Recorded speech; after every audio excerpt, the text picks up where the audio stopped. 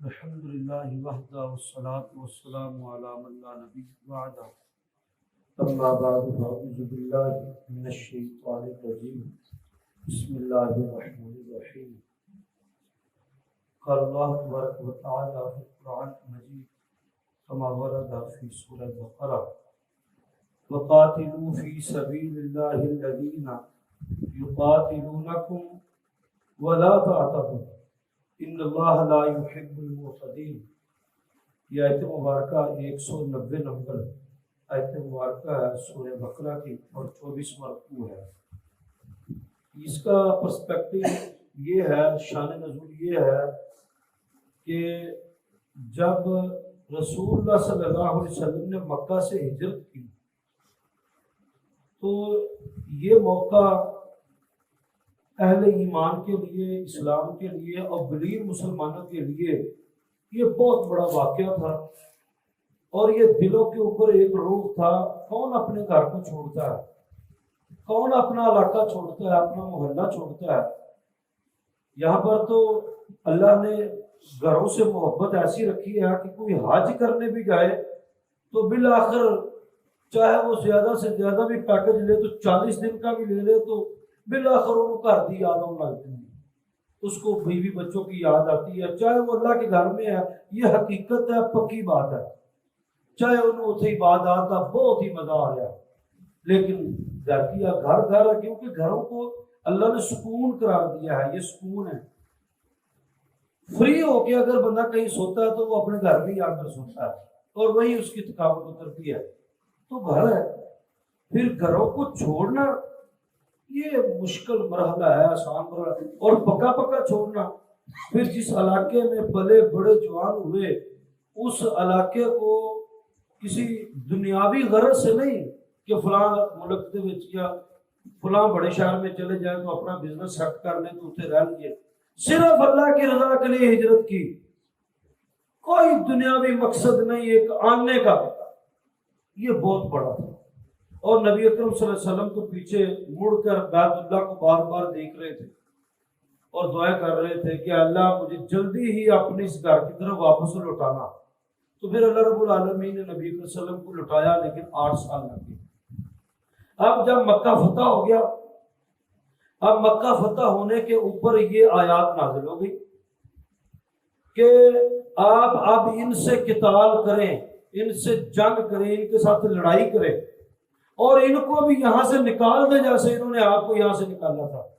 تو سورۃ توبہ کی پہلے حکم یہی ہے، پہلی آیات کا، کہ تمہارے ساتھ کوئی صلح نہیں کی جائے گی۔ اس سے پہلے جتنے بھی معاہدے ہوئے تھے ہم سب ان سے بری ہوتے ہیں۔ آج کے بعد اہل کفر کے ساتھ، مشرکین کے ساتھ محمد رسول اللہ صلی اللہ علیہ وسلم کا کوئی معاہدہ نہیں، اور بیت اللہ کے اندر کھڑے ہو کر اعلان کر دیا گیا، اور 4 مہینوں کی مہلت دی گئی کہ 4 مہینے تم یہاں رہ سکتے ہو بس، اور وہ بھی اس لیے تھے اپنا پانڈا ٹنڈا کنج لو، اپنا گھر بار اپنا کوئی بھی لے کے جانا ہے، اپنے 4 ماہ کے اندر اپنی شفٹ یہاں سے مطلب شفٹنگ کرے، یہاں کوئی چیز، جو بھی بت کی عبادت کرنے والا مشرک ہوگا وہ بیت اللہ کے اندر نہیں رہے گا۔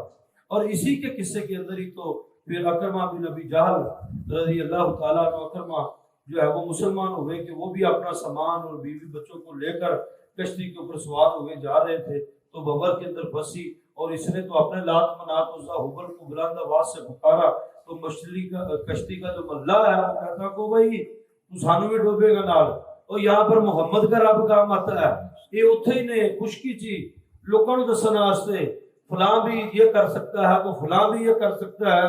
یہاں کشتی اگر کوئی پار لگائے گا تو وہ محمد کا رب پار لگائے گا، اور بغیر کسی واسطے وسیلے صدقے تو ڈائریکٹ مقام کر، نہیں تو میری کشتی تو لے جا۔ انہیں کہا روک یہاں پر، اگر یہاں پھنسے ہوئے مشکل میں محمد صلی اللہ علیہ وسلم کے خدا نے کام آنا ہے تو میں پجن کیوں دیا؟ میں بھاگ کس سے رہا ہوں؟ میں ہجرت کیوں کر رہا ہوں؟ اپنا ملک علاقہ کیوں چھوڑ رہا ہوں؟ چل واپس مڑ۔ وہ پھر آیا، اس سے پہلے نبی اکرم صلی اللہ علیہ وسلم کو وہی آ گئی کہ اکرمہ اسلام قبول کرنے کے لیے آ رہا ہے، اور رسول اللہ صلی اللہ علیہ وسلم کو 8-9 سال پہلے ایک خواب آیا تھا، اور آپ نے فرمایا اور آپ نے صبح اٹھ کر اپنی بیگم ام سلمہ کو بتایا کہ میں نے رات کو خواب میں دیکھا ہے ابو جہل کے گھر میں جنت کی کھجور ہے. ابو جہل اس میری امت کا فرعون اور اس کے گھر میں جنت کی کھجور. گل سمجھ نہیں آئی.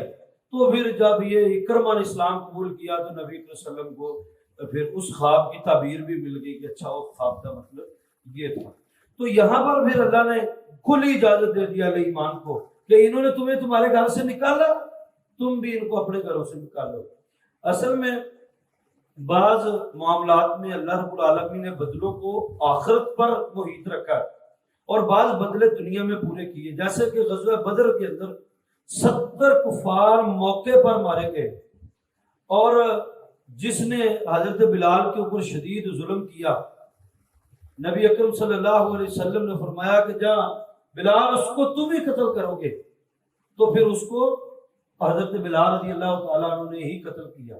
تو یہ ہے اللہ نے دلوں کو آخرت میں تو ہمیں نظر آ رہا ٹھیک ہے اہل کفر جہنم میں جا رہے ہیں, لیکن دنیا میں جو آنکھوں کے سامنے اس کا خون بہانا اور اس کی گردن مارنا, جو دل کو ٹھنڈ پڑی اہل ایمان کو جو اللہ نے دی, وہ ایک اور بات. اب یہ ہے بدلہ دنیا میں بھی یہی. اللہ رب العالمین نے اہل ایمان کو وقاتلوا فی سبیل اللہ, اور قتل کرو فی سبیل اللہ, تو ان لوگوں کو اللہ کے راستے میں جنہوں نے تمہیں نکالا, یقاتلونکم جیسے انہوں نے تمہیں قتل کیا. اور ولا تعتدوا, آگے اللہ نے یہ بات کہی ہے کہ تم حد سے نہ بڑھنا, قتل کرو حد سے نہیں بڑھنا. اللہ رب العالمین نے اسلام کا مزاج ایسا رکھا ہے کہ قتل کے بدلے میں قتل ہے, اور اسلام نے قاتل اگر کوئی آدمی قتل ہو گیا ہے تو لاش پڑی ہوئی ہے, اس کو ٹھڈا کک مارنے کی بھی اجازت نہیں ہے. اب وہ کافر مر گیا ہے, تم نے بدلہ پورا کر دیا, بس ختم. وہ لڑنے کے لیے آیا تھا, مر گیا.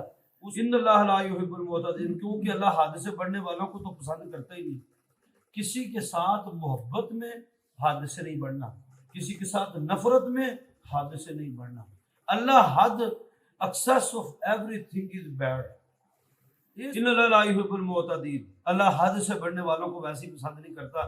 وقتلوہم حیث ثقفتموہم, اب ان کو جہاں کہیں بھی پاؤ تو تم ان کو قتل کرو.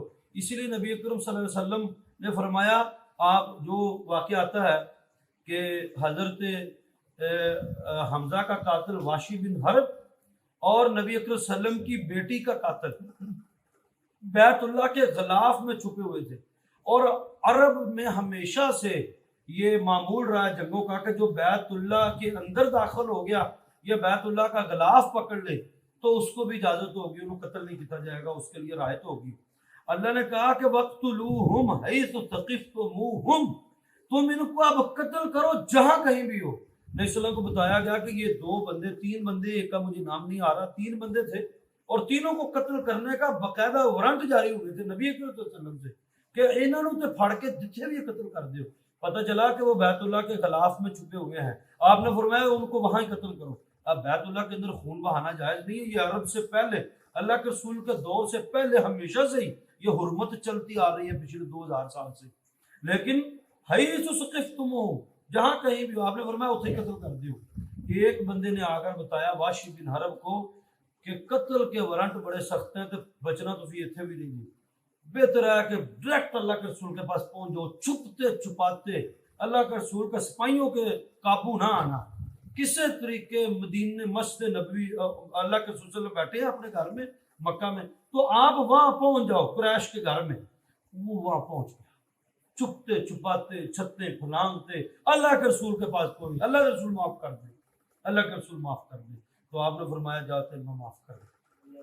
وہ پھر بچ گیا, جب پھر وار اسلام قبول کیا, پھر انہوں نے مسلمہ کذاب کو قتل کیا اور انہوں نے کہا اللہ جیسے اسلام کا شعر میرے ہاتھوں ایک شہید ہوا ہے حضرت حمزہ, اور سید الشہداء قیامت تک آنے والے تمام شہداء کے سردار نبی اکرم صلی اللہ علیہ وسلم کی زبان سے خود سید الشہداء سیدنا حمزہ امیر حمزہ علیہ السلام کے چاچا, تو پھر اللہ جیسے اسلام کا شعر میرے ہاتھوں ایک شہید ہوا ہے تو میرے ہاتھوں کفر کا بھی کوئی بڑا بندہ میرے ہاتھوں مرے. تو پھر وہ مسلمہ کذاب کو انہوں نے پھر قتل کیا. حیث واخرجوہم, اور ان کو نکالو من حیث اخرجوکم, جیسے انہوں نے تمہیں یہاں سے نکالا تھا. کیوں؟ والفتنہ تو اشد من القتل، کفر کی حالت میں ایک بندہ بھی زندہ رہا ہے اس ٹائم، کیونکہ اسلام ابھی چڑھائی کر رہا تھا. اب تو اسلامک اسٹیٹ کے نیچے اہل کفر رہ سکتے ہیں، اہل یہود عیسائی رہ سکتے ہیں، اسلامک اسٹیٹ کے نیچے یہ رہ سکتے ہیں، اقلیتی طور پر جو ہے وہ مائنورٹی کے ساتھ رہ سکتے ہیں. لیکن اس وقت چونکہ اسلام چڑھ آیا تھا اور اسلام اپنی تلوار کے ساتھ آ رہا تھا، تو اب بھی ان کو اجازت نہیں تھی. بعد میں اجازت تھی، لیکن مکہ کے اندر تو مشرک کو کم. اور آج بھی اسلامک اسٹیٹ میں ایسا مشرک جو سامنے موجود فزیکلی بتوں کی پوجا کرنے والا ہو، جیسے ہندو ہیں، ان کو نہیں قبول کیا جائے گا اور ان کو نکال دو یہاں سے. میں نہیں تو اخرجکم، جیسے انہوں نے تمہیں. والفتنہ تو اشد من القتل، کیونکہ فتنہ قتل سے بھی زیادہ برا ہے. بندہ مر گیا، جان چھوٹ گئی، لیکن اس کے نظریات، اس کے خیالات، اس کی آئیڈیالوجی وہ زہر پھیلاتی رہتی ہے. وَلَا تُقَاتِلُوهُمْ عِنْدَ الْمَسْجِدِ الْحَرَامِ، اور تم مسجد حرام کے پاس قتل نہ کرو. حَتَّى يُقَاتِلُوكُمْ فِيهِ، ہاں اگر یہ وہاں تمہیں قتل کرنے کے لیے آ جائے تو پھر کوئی اجازت نہیں ہے، پھر وہاں بھی قتل کرنا ہے.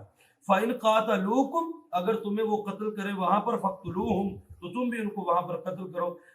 كَذَلِكَ جَزَاءُ الْكَافِرِينَ، یہ کافروں کی جزا ہے، یہ دنیا میں ابھی کافروں کی جزا ہے. فَإِنِ انْتَهُوا فَإِنَّ اللَّهَ غَفُورٌ رَحِيمٌ، اگر وہ باز آ جان، فَإِنِ انْتَهُوا، اگر وہ ہینڈز اپ کر دیں، سرنڈر کر دیں، تو پھر اللہ بڑا بخشنے والا مہربان ہے. پھر تسی بھی رک جاؤ. پھر فَإِنِ انْتَهُوا، اگر وہ باز آ جائیں تو پھر آپ نے بھی باز آ جانا ہے. وَاقْتُلُوهُمْ حَتَّى لَا تَكُونَ فِتْنَةٌ، مگر جنگ تب تک جاری رکھنی ہے جب تک کہ فتنہ بالکل ختم نہ ہو جائے. وَيَكُونَ الدِّينُ كُلُّهُ وَيَكُونَ الدِّينُ لِلَّهِ، اور دین کل کا کل اللہ رب العالمین کا ہو جائے. فَإِنِ انْتَهُوا فَلَا عُدْوَانَ، اگر وہ باز آ جائیں تو پھر تم حد سے نہ بڑھو، تم زیادتی نہ کرنا. إِلَّا عَلَى الظَّالِمِينَ، مگر ظالموں پر، مگر جو ظالم ہو نہ باز آئیں ان کے ساتھ آپ رما رکھ سکتے ہیں جنگ. لیکن اگر فَإِنِ انْتَهُوا، اگر یہ باز آ جائیں تو فَلَا عُدْوَانَ، انہوں سے پھر چڑھائی نہ کرنا، انہوں نے زیادتی نہ کرنا. دیکھیے اسلام نے زیادتی سے کتنی دفعہ روکا ہے، حد سے بڑھنے سے کتنی دفعہ روکا ہے. اللہ رب العالمین عمل کی توفیق عطا فرمائے. آج 193 نمبر آیات ہے.